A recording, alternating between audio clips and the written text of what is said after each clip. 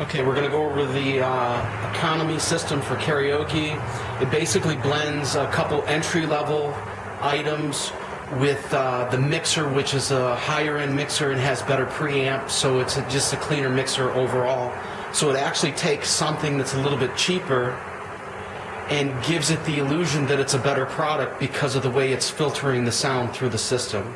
In this case, this is a system that was purchased where they have the powered, the actual passive mixer. This is the PV10 USB mixer. They have the dual Audio 2000 AWM 6112 wireless microphones, and they have a couple corded mics as backup. They have two powered speakers. We had already shipped the powered speakers, so this is just set up as an example. On the back of the speaker that they're getting, there's a module right here, and you'll see line in an XLR, which is right next to a set of an RCAs. That's where you're going to plug in your cable that comes from the mixer to the powered speaker. And then over to the right of it on the speaker that I'm talking about, you'll see gains. You'll see lows, highs just for treble and bass, and then you'll see two volume knobs. What you want to do is turn those volume knobs up when you have the system on. Start turning them up until you hear maybe like a buzz or a loud hum, and then back off of it. Typically you're going to be right around 12 o'clock. So if you think of an actual clock, 12 to 2 o'clock is where you want to put those settings, and that should be more than sufficient. In this case, you'll see this is the part that goes into the speaker. Now we'll go here. We're going to go over the mixer. You basically are going to have two XLR cables, female end and the male end that went into the speaker. And you basically just plug your left and right into the main outputs of the mixer. Then you'll notice this is where you're going to run your laptop. You'll notice a button here that says A/B input. A and B just simply means, let's say you hook up another device and you use adapters, quarter-inch adapters. This represents channel 9 and 10. Right now you're on B and this is pressed down, so always remember, just in case you accidentally hit this. Now we go all the way over to the left. You have one cable which is running the two wireless mics, and another cable which is running your backup corded mic, and then of course you'll put the corded mic here. Now, what I would recommend in the future is to buy XLR to XLR cables and run the microphones like that. That's probably the best way to do it. That will give you a stronger signal, but because of how clean the mixer is, you really don't have to worry about that because you'll be able to put them up further. Now what we'll do is we'll go over the right side of this mixer. Tape in, tape out, that's basically if you were hooking up like an external CD player or a tape player and so forth. This is your effects module. This is where you're going to set up the amount of effects that go into the mixer. And what I'll do is I'll point right here. This line here, every channel has an effects knob. So basically, like I set this on room 1 reverb, and it has about that much effects. This changes the depth of it, and you can mess around with that. And then you'll notice that you put so much effects in. Typically on your music channels, you probably won't do any. But just for this, I set it, your microphone's pretty much right here. So that's how much effects you'll let in, and you'll hear the echo and so forth. Below this is your monitor send effects. If you end up hooking up a monitor, all you got to do is look in the manual. It will show you what to do as far as the monitor. This just controls that. Or if you set up headphones, you have a headphone jack here if you were listening to one channel while you're playing another channel. Then below this you have your master volumes. You'll notice that I basically brought them up to 0.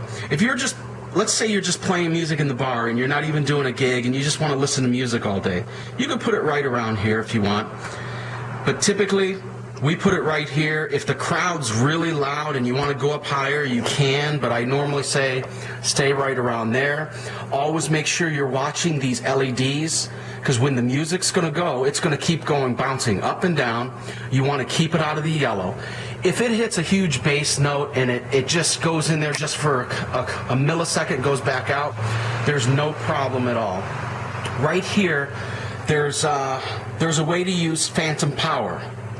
This is something you probably won't use for your karaoke, but in the future you could always ask with regards to this.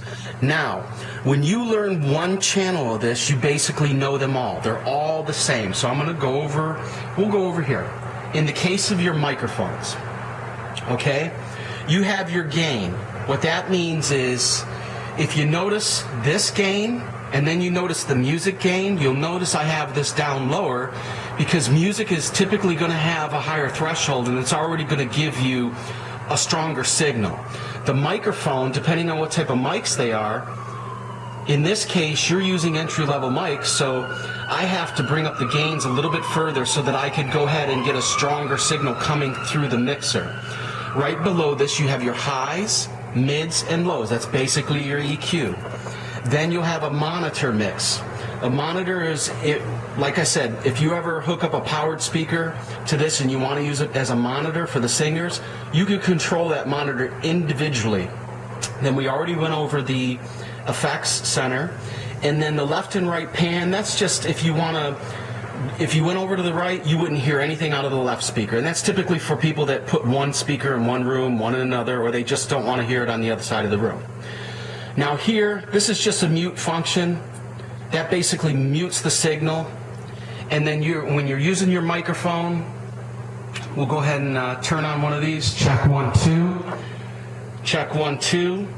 You'll notice that you got a signal, so you know that your wireless microphone is working on this, and you just steadily bring it up. Check 1 2. You want to make sure you listen for ringing noises. That's one of the first indications to feedback.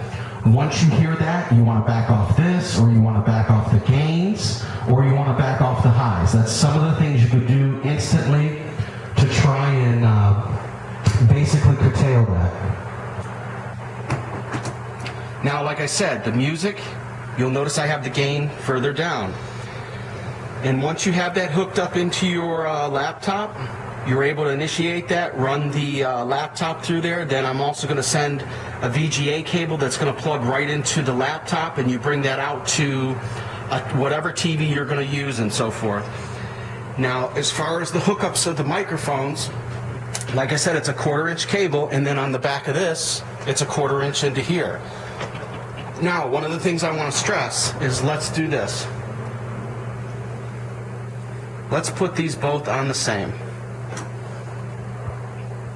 We can hear the wireless microphone.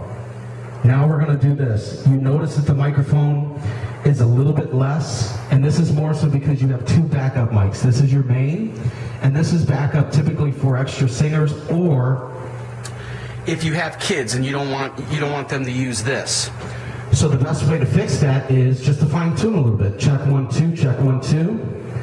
So now I have a stronger signal, and the microphone sounds better. So this is pretty much it on this system. Pretty simple.